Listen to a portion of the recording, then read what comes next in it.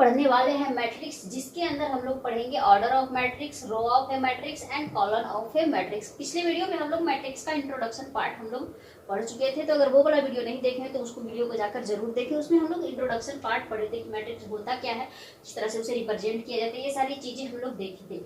आज हम लोग देखेंगे ये जो मैट्रिक्स का है ना, वो जनरल फॉर्म। मैट्रिक्स जो होता है वो रेक्टेंगुलर जो होता है, रेक्टेंगुलर अरेंजमेंट्स ऑफ एलिमेंट्स होता है। ठीक है, एलिमेंट्स में कुछ भी हो सकता है, फंक्शंस भी हो सकता है, नंबर्स भी हो सकता है, कुछ भी हो सकता है। तो ये एक सिंपल सा चीज है, आप जाकर एनसीईआरटी के बुक में देखेंगे, इंट्रोडक्शन में बहुत सारा चीज दिया हुआ है। तो ये जो है वो general form of a matrix है, रेक्टेंगुलर मैट्रिक्स का। तो इसको हम लोग मैट्रिक्स को जो डिनोट करते हैं वो किसी भी कैपिटल लेटर से, जैसे कैपिटल ए हो गया, कैपिटल बी मैट्रिक्स हो गया, कैपिटल सी हो गया, डी हो गया, कुछ भी लेटर से हम लोग डिनोट करेंगे, लेकिन वो लेटर जो होना चाहिए वो कैपिटल होना चाहिए। तो ये जो है वो जनरल फॉर्म है एक मैट्रिक्स का, जो है M cross N. M cross N is the called order of the matrix. Matrix मतलब जो होता है एम क्रॉस एन मैट्रिक्स है, यानी कि इसमें से जो एम जो फर्स्ट जो है वो डिनोट करता है नंबर ऑफ रोज, ये डिनोट करता है number of rose, and second जो है वो डिनोट करता है सेकेंड नंबर, वो नंबर ऑफ कॉलम्स। मैट्रिक्स कैसे बनता है ये हम आपको बताएंगे।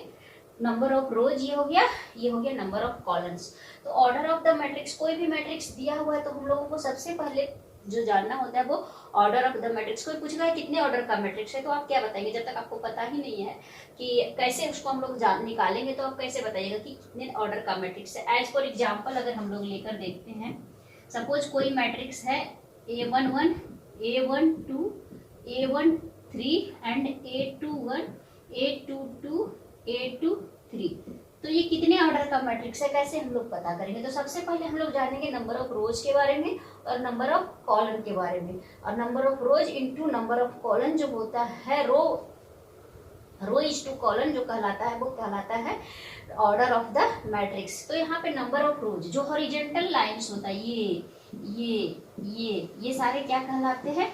रोज कहलाता है। ये क्या मेरा हो गया फर्स्ट रो, ये हो गया सेकेंड रो, ये हो गया थर्ड रो, ये हो गया mth रो। मतलब यहाँ पे नंबर ऑफ जो रोज है इसमें m है। एंड तो अगर इसमें इसकी बात करें तो इसमें नंबर ऑफ रोज क्या है? 1 एंड 2। तो ये क्या हो गया? नंबर ऑफ रोज हो गया 2। तो 2 लिखेंगे, क्रॉस लिखेंगे यहाँ पे इनटू, या फिर इसको हम लोग पढ़ते हैं by m by n matrix पढ़ेंगे। तो यहाँ पे हो गया number of rows. Number of columns की बात करें तो क्या होता है? जो वर्टिकल लाइंस होता है, जैसे ये हो गया, जो वर्टिकल होता है, खड़ा खड़ा जो लाइन होता है वो क्या कहलाता है? कॉलम्स कहलाता है। तो यहाँ पे नंबर ऑफ कॉलम्स जैसे ये क्या हो गया? First column, second column, third column, यहाँ पे जा रहा है कहाँ तक? n। तो ये हो गया nth कॉलम। तो यहाँ पे हो गया, इसमें अगर एग्जाम्पल में देखें तो ये हो गया फर्स्ट कॉलम, सेकेंड कॉलम, ये हो गया third column, first column, second column, third column, first second third. तो ये क्या हो गया 3। तो ये मैट्रिक्स को हम लोग क्या बोलेंगे? कोई पूछेगा कितने ऑर्डर का मैट्रिक्स है, तो हम लोग बोलेंगे 2/3 मैट्रिक्स, यानी नंबर ऑफ रोज 2 है, नंबर ऑफ कॉलम्स 3 है। तो इसी तरह से हम लोग मैट्रिक्स को रिप्रेजेंट करते हैं। नंबर ऑफ कॉलम्स क्या है, रोज क्या है, सबसे बेसिक चीज है ये मैट्रिक्स। अगर आप पढ़ने जा रहे हैं तो सबसे पहले आपको नंबर ऑफ रोज और नंबर ऑफ कॉलम जाना चाहिए। ऑर्डर ऑफ द मैट्रिक्स क्या होता है ये आपको पता होना चाहिए। तो ये हो गया 2/3 मैट्रिक्स। कोई बोल देगा ये 3/2 मैट्रिक्स है, तो ये आपका क्या हो जाएगा? रॉन्ग हो जाएगा। 3/2 मैट्रिक्स के लिए आपको नंबर ऑफ रोज 3 होना चाहिए, नंबर ऑफ कॉलम 2 होना चाहिए। तो इसको हम लोग को पलटना पड़ेगा। तो इसको हम लोग कैसे पलटेंगे, कैसे लिखेंगे, वो भी हम लोग देखेंगे। तो ये जो जनरल जो मैट्रिक्स हमने बनाया है वो mth row and nth column, यानी नंबर ऑफ रोज जो इसमें है वो m है एंड नंबर ऑफ कॉलम जो है वो n है। तो जनरल फॉर्म ऐसे पूछा जाता नहीं है, और इसको शॉर्ट फॉर्म में इस तरह से लिखते हैं, कैपिटल लेटर से डिनोट करते हैं AIJ m क्रॉस n। मतलब IJ को वेरी करवाते जाएंगे और मैट्रिक्स मेरा मिलते जाएगा।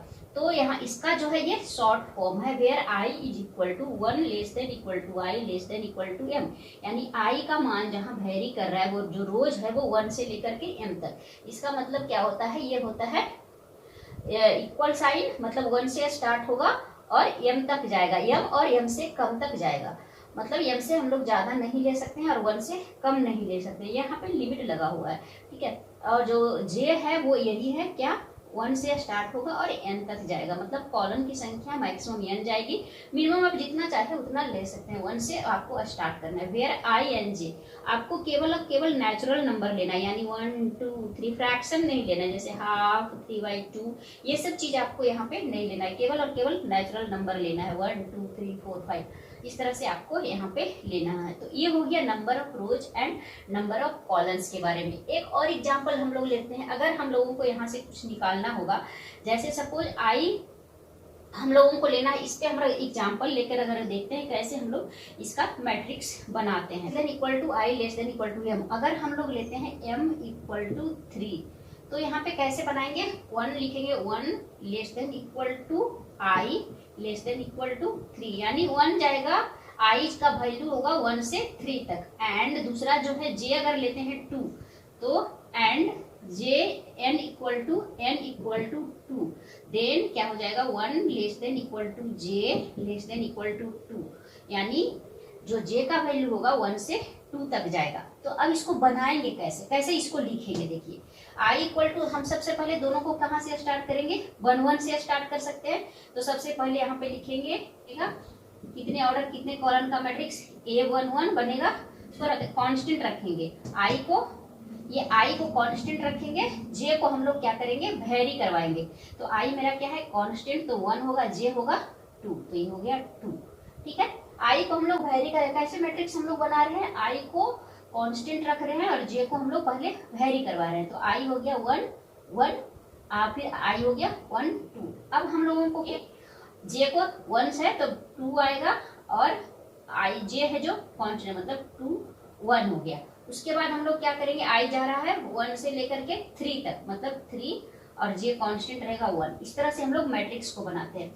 फिर नेक्स्ट क्या आ गया, a 2 दोनों रखेंगे 2, अब यहाँ क्या हो जाएगा a 3 2।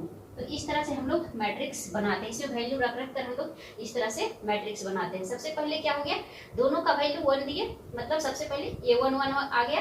अब हम लोग को क्या किए हैं, इसमें दोनों तरह से बना सकते हैं। सपोज i जो है A11 हो गया, ये A11 हो गया। अब हम लोगों को i को क्या करना है, कांस्टेंट रखना है, j को वेरी करना है। तो क्या हो गया, i जो है 1 और j हो गया मेरा 2, मैक्सिमम वैल्यू 2 तक जाता है। अगर 3 रहता तो यहाँ पे 3 भी A1 3 भी लिखते।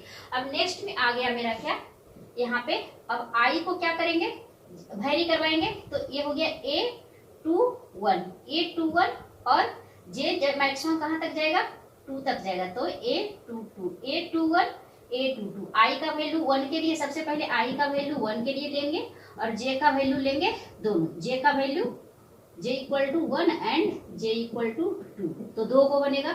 i इक्वल टू 2 के लिए फिर लेंगे j इक्वल टू 1 और j इक्वल टू 2। इस तरह से हम लोग क्या करेंगे, मैट्रिक्स का फॉर्मेशन करेंगे। तो इस तरह से आप किसी भी ऑर्डर का मैट्रिक्स बना सकते हैं, जैसे हम लोग m और n ऑर्डर का मैट्रिक्स देखेंगे। फिर i इक्वल टू हम लोगों का 3 आ गया, तो j equal to 1 and j equal to 2 के लिए। तो इस तरह से मैट्रिक्स कभी कभी दिया हुआ रहता है, मैट्रिक्स आपको बनाना रहता है, कितने ऑर्डर का मैट्रिक्स बनेगा। तो ये आ गया नंबर ऑफ रोज मेरा आ गया 3, नंबर ऑफ कॉलम आ गया 2, तो ये कितने ऑर्डर का मैट्रिक्स हो गया 3/2 मैट्रिक्स। तो इस तरह से हम लोग मैट्रिक्स को बनाते हैं, इस तरह से मैट्रिक्स को हम लोग फॉर्मेशन इस तरह से होता है। तो ये ऑर्डर ऑफ मैट्रिक्स आज हम लोग देखे, नंबर रोज ऑफ मैट्रिक्स देखे, कॉलम ऑफ मैट्रिक्स देखे। हालांकि ये चीज क्लास 12 में पढ़ना नहीं है, आपको केवल order of matrix, rose of matrix और कॉलम ऑफ द मैट्रिक्स यहाँ तक आपको पढ़ना है। बस जानना है कि नंबर ऑर्डर ऑफ मैट्रिक्स क्या होता है, रो क्या होता है और कॉलम क्या होता है। ये पढ़ने की आपको जरूरत नहीं है, आप जानकारी के लिए इसे पढ़ सकते हैं। नेक्स्ट वीडियो में हम लोग देखेंगे टाइप्स ऑफ द मैट्रिक्स, क्योंकि वो जो है वो जरूरी है। तो मिलते हैं नेक्स्ट वीडियो में।